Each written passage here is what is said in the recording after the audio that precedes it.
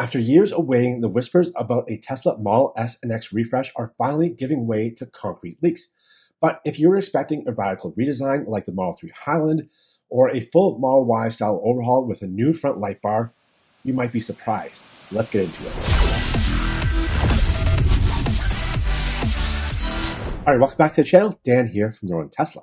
So for context, the Model S and X haven't seen a significant exterior facelift since 2021. So when images surfaced of a camouflage Model S at the Nürburgring test track, I can't say that word for some reason, the Tesla community exploded with speculation about maybe like a Plaid Plus or a ground-up redesign. However, recent uncamouflaged sightings, courtesy of Kilowatts on X, tell a different story. We're seeing minor bumper adjustments, new wheels, a very solid carbon fiber badge, and new color, but no full light bar, no radical body changes. So what exactly is Tesla doing? All right, so let's start with the sighting that set the internet ablaze a few days ago. A camouflaged Tesla Model S spotted tearing up Nürburgring.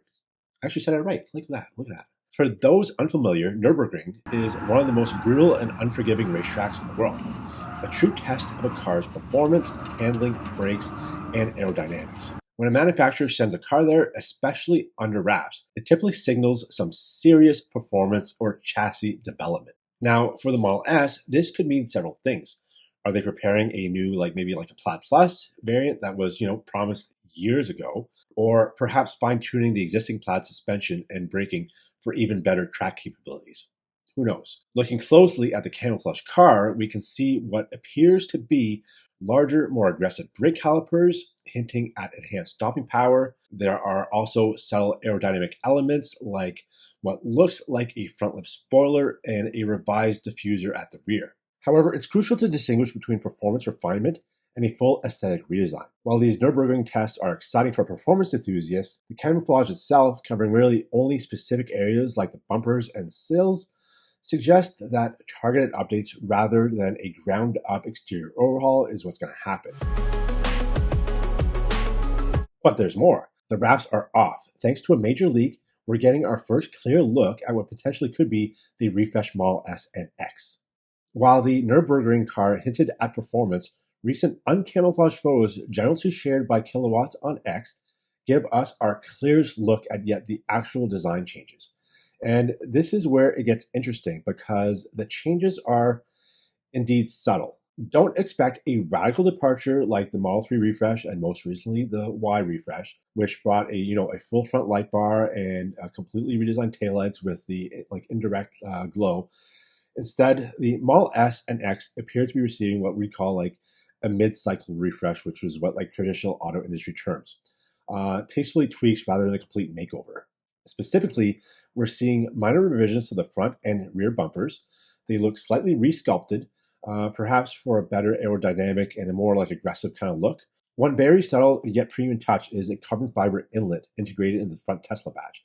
Now, I would have loved to see an LED light bar in that same kind of shape and style with the T in front of it. It would have been awesome. That would be so sleek. But they may be doing carbon fiber, which is, some people may like that. And finally, a new striking blue color, which was a little more pastel colored, was spotted on one of the vehicles.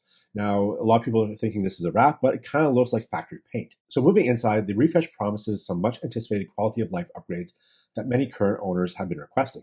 Now, this is kind of outside, but plays to the inside as well, but it's the addition of a bumper cam. Now, obviously, the new Model Y has this. It could be coming to the new Model S. This would be a game changer for parking in tight spots and potentially enhancing the full self-driving system. So the interior is also getting a bit of refresh. Now, some stuff that is to be expected and others we still don't know.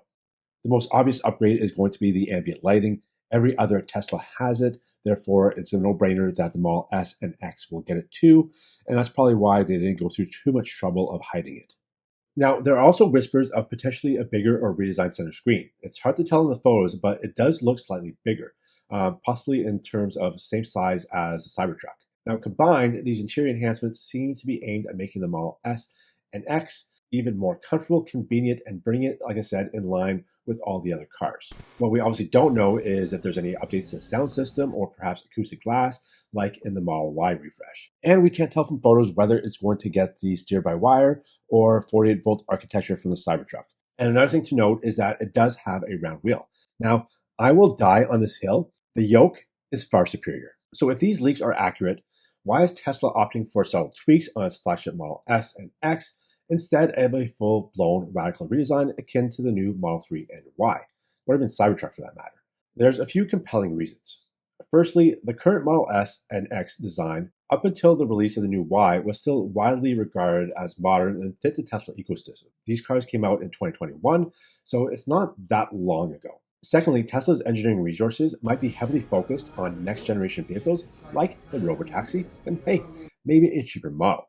So doing a full redesign of their existing flagships could divert critical resources away from these future projects, which obviously Tesla's full steam ahead with robotaxi, and the luxury cars like the S and X that they don't sell that often might not be a priority.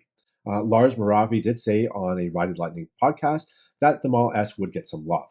And when he uses terms like "we'll get some love," that kind of signifies just a refresh. And it's often more cost effective and efficient to implement minor updates and performance enhancements to keep a model competitive without doing a full retool of the design, production line, all that stuff, which would be costly. And subtle changes will keep the Model S and X fresh against new luxury EV competitors entering the market, such as the Lucid Gravity, which will be heavily competing against the Model X. And as we know, we already have the Lucid Air. This aligns more with the traditional automotive lifecycle approach, where cars receive minor facelifts between full generation upgrades. Now, we've always said that Tesla doesn't operate like traditional automotive, but they've also been doing that for years. The Model 3 did get a few tweaks and upgrades before the full Highland came out. All signs point to this refresh potentially arriving in late 25, as per, like I said, Lars Moravi. So it's going to be offering a refined, updated version, bringing Tesla's long-standing luxury flagships up to the rest of the fleet.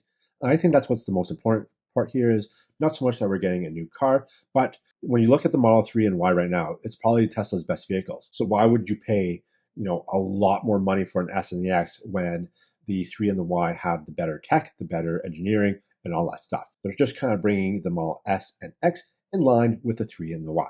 And the other thing is, yes, we've been getting these leaks, but Tesla's always been really good at hiding upgrades.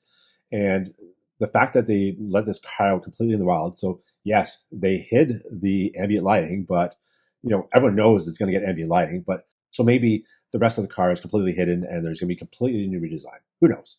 Anyways, if you like this video, please give it a thumbs up, and also don't forget to subscribe and hit that notification bell so you don't miss videos, which I release about every week or so. Tons of awesome Tesla content, how-tos, tips and tricks, reviews, news, all kinds of stuff. So be sure to subscribe. Anyways, thanks again for watching. We'll see you next week. In the meantime, drive safe and drive electric.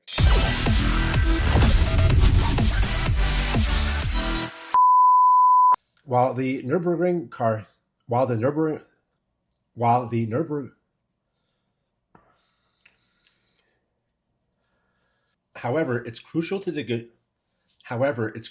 distinguish between performance features. It's a statement. How will the model on the Ride the Lightning podcast that we are getting some sort of refresh, or the Tesla Model Y? I don't know.